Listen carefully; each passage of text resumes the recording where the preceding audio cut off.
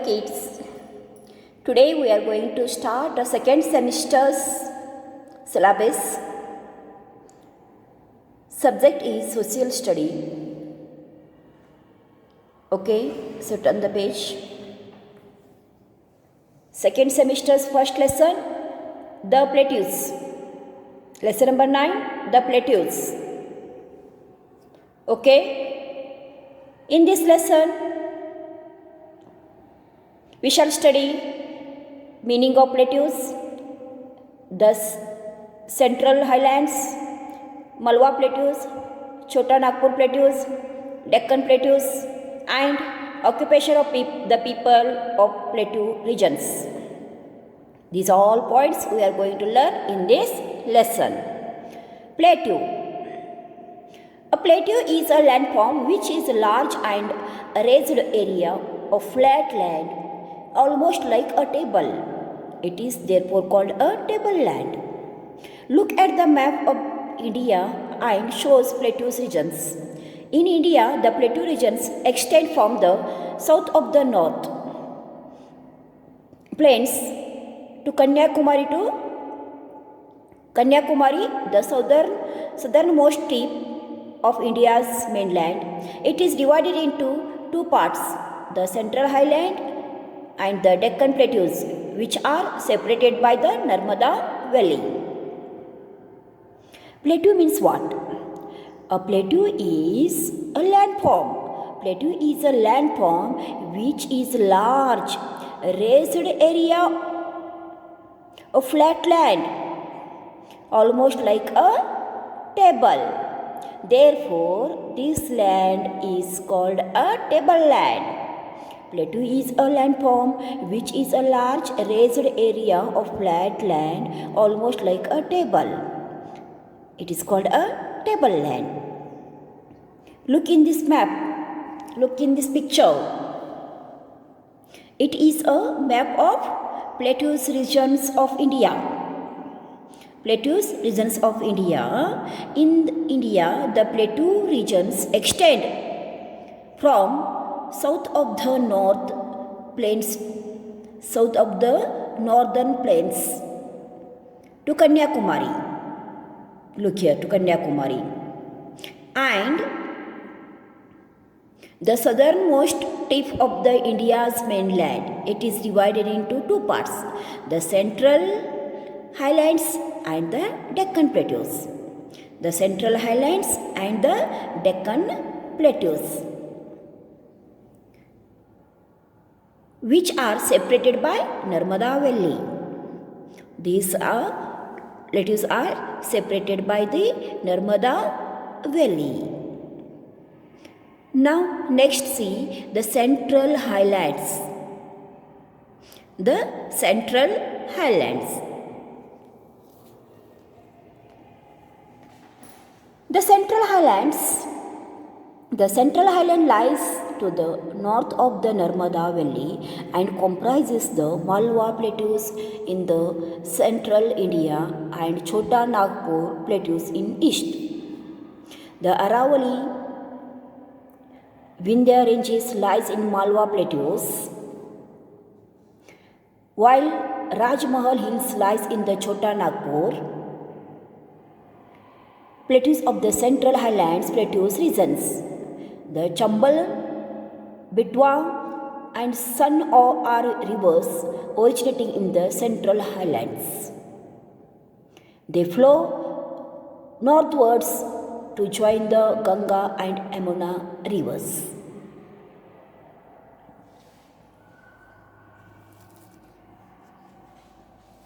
Look here, kids. It is the Narmada Valley. It separates the Central Highlands and the Deccan Plateaus. It separates the Central Highlands and Deccan Plateaus. Okay? The Central Highland lies to the north of the Narmada Valley. The Central Highland lies to the north of the here. It is the Narmada Valley. Okay. The central highland lies north to the Narmada Valley here in this part and comprises Malwa plateaus in the central India. Comprises Malwa plateaus. It is comprises Malwa plateaus in the central India and Chota Nagpur plateaus in the east. Chota Nagpur plateaus in the east. Central Malwa plateaus in central India and the east side Chota Nagpur plateaus. It is there. The Aravalli and Vindhya ranges lies in the Malwa plateaus. The Aravalli and Vindhya ranges lies in the Malwa plateaus. While the Rajmahal lies in the Chota Nagpur. Here Rajmahal hills lies. In Malwa plateaus, Aravalli and Vindhya ranges lies, and in the Chota Nagpur, Rajmahal hills lies. Chota Nagpur plateaus of the Central Highland, Chota Nagpur plateaus of the Central Highlands plateaus regions. The Chambal Betwa and the Sun are rivers originating in Central Highlands. In the Central Highlands, they flow towards to join the Ganga and Yamuna rivers. The Chambal, Betwa and Sun are rivers originating in the Central Highland. Chambal, Betwa and Sun. They are originating in the Central Highland and they flow to join the Ganga Yamuna rivers. Understood, no kids? Okay. Next is the Aravalli Hills lies in the northwest region of the Malwa plateaus. Aravalli Hills. Look here. Aravalli Hills lie in the northwest region of the Malwa plateaus, while Vindhyas lies in the southern regions.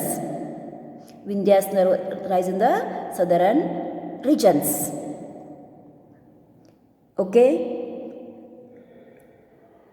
It's a fine black soil is the best for growing cotton and oilseeds. The Chota Nagpur plateaus is rich in minerals.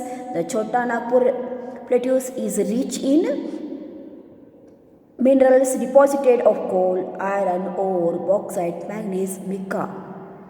This Chota Nagpur is rich in best of growing Chota Nagpur plateaus is rich in mineral deposits such as coal, iron, ore, bauxite, manganese and mica. Chota Nagpur plateaus. Important cities in the Central Highland. Malwa plateaus. In these important cities, Indore, Bhopal and Ratlam. And in Chota Nagpur, Jamshedpur, Ranchi, Bokaro, Asansol. These are some important cities in the Central Highlands. Now we are going to see the Deccan Plateaus.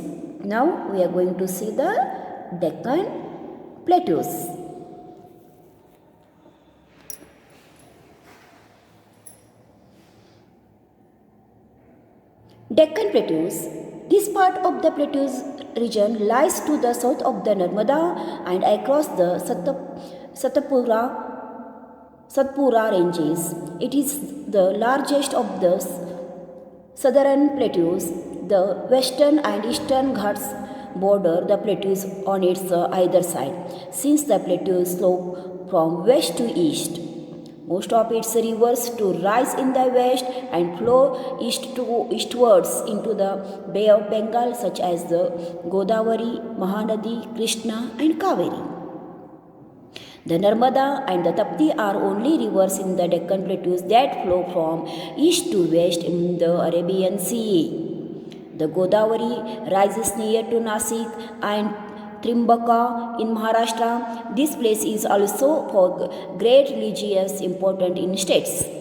Like Central Highlands, the Deccan Plateaus too is rich in black soils and therefore is the best suited for cotton crops. Moreover, the sediment deposited by the river in the Deccan Plateaus build up deltas at the mouth. The deltas region being a very fertile, a lots of rice is cultivated here.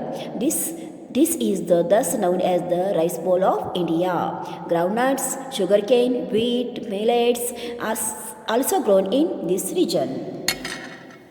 The Kaveri also spelled as Kaveri, is the main river of Karnataka and is also regarded as a very sacred river. It is also called Dakshina Ganga. Kaveri called as a Dakshina Ganga. There is a dam built on this river near Mysore to form the Krishna Raja Sagara Lake. Lake. Okay, look here in this map, kids. This part of the Plateaus region lies on the south of the Narmada across the Sataputra ranges. This is the below part is the lies to the south of the Narmada across the Sataputra ranges. Okay. Here it is the largest southern plateaus. It is the largest southern plateaus.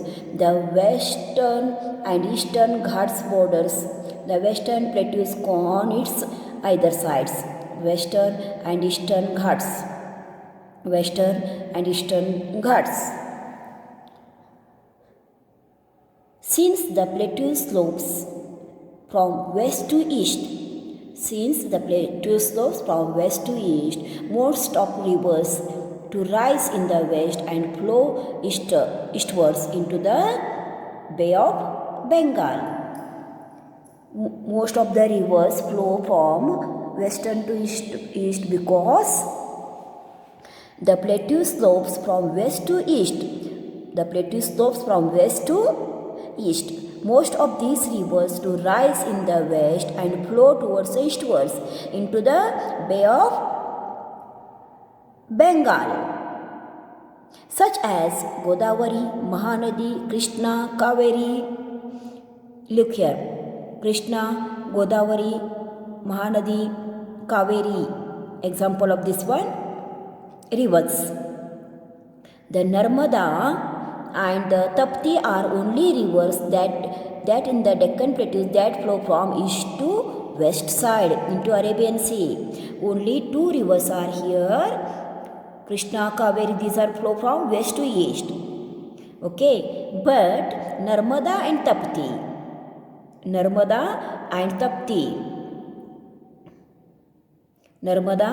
Tapti, both rivers, two rivers are there that flow from west side to east side.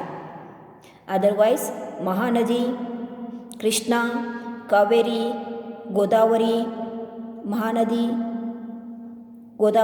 Krishna, Kaveri, they flow from west to east side. But Narmada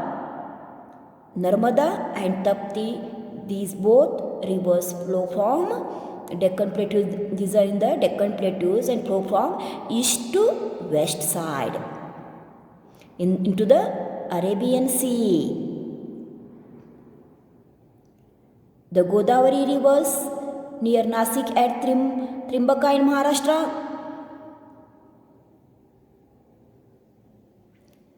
This place is also great religious important in the state.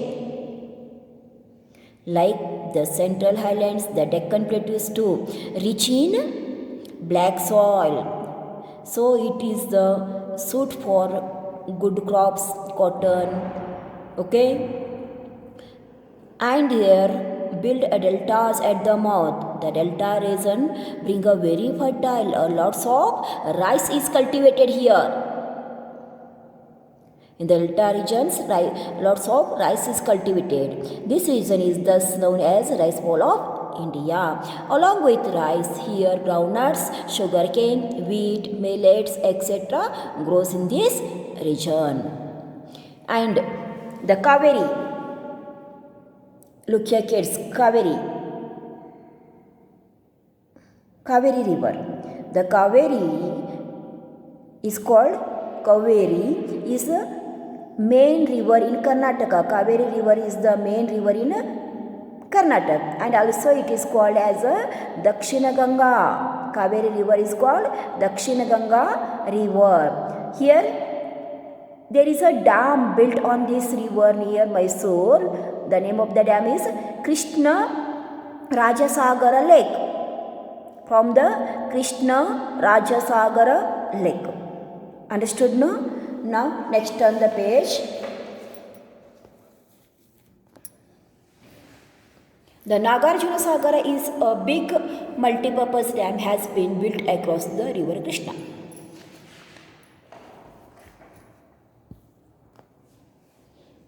Nagarjuna Sagara dam built across the river Krishna. It is used by very multi-purpose use. Okay. Now Krishna Raja Sagara,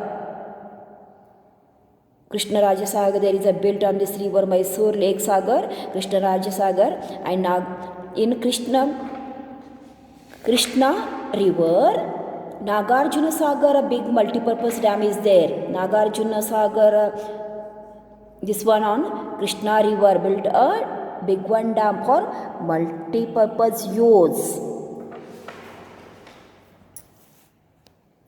The dams in the Deccan Plateaus are very important sources of water, especially since it's a river's seasonal and do not have water all around here. They also provide electricity, irrigation to the field in the region. The dams are in the Deccan Plateaus are very important sources of water, very important sources of water, especially in its river are seasonal and do not have water all around the year.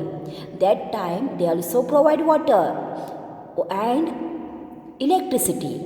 They provide water for life and irrigation to the field in this region. Understood kids? Now we will see the hot one. What is the importance of the Nagarjuna Sagar Dam? What is the importance of the Nagarjuna Sagar Dam? It's a hot question is there. Okay, we will see when we are going to swallow the exercise. Understood no? When we are going to swallow the exercise, we will see what is the importance of Nagarjuna Sagara Dam. The Deccan Plateaus is very important region of the country. It is a storehouse of minerals and very rich in the coal, gold, iron ore, and manganese. Deccan Plateaus. This Deccan Plateaus is a very important, very sourceable land. It is a very important region, sourceable land. It stores minerals which are rich in gold, coal, iron, ore, mica and manganese. There are many waterfalls in the Deccan Plateaus.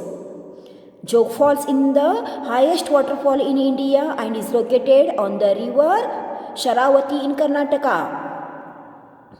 Jog Fall Jog Fall is the very highest waterfall in India. It is located in Karnataka. Which one river? Sharavati river is on river Sharavati. The waterfalls are a major tourist attraction. Jog Fall is also called the Josopa Falls and Jogada Gundi. This Jog Falls is also called as Josopa Falls and Jogada Gundi. Understood, no kids? The important cities of the Deccan Plateaus are Hyderabad, Bengaluru, Pune, Nagpur, Aurangabad, Kolhapur and Satara. The important cities of the Deccan Plateaus are Hyderabad, Bengaluru, Pune, Nagpur, Aurangabad, Kolhapur and Satara. Occupation of these Deccan Plateaus region. Agriculture is the main occupation of the people in the Deccan Plateaus regions. Through there are industries and the mines in this region too. Rice, jowar, ragi, maize, cotton, sugarcane and the groundnuts are grown here. Occupation of these Deccan Plateaus people is agriculture. Agriculture is the main occupation of the people, those are living in Deccan Plateaus region. So there are industries and mines in the region to rice, jowar, ragi, maize, cotton, sugarcane and groundnuts are grown here. Understood, no kids? It is the Deccan Plateaus. Now you read the lesson. Here our lesson over. You read the lesson carefully. Write down all new words in your notebook. Understood, no? Thank you for watching the video.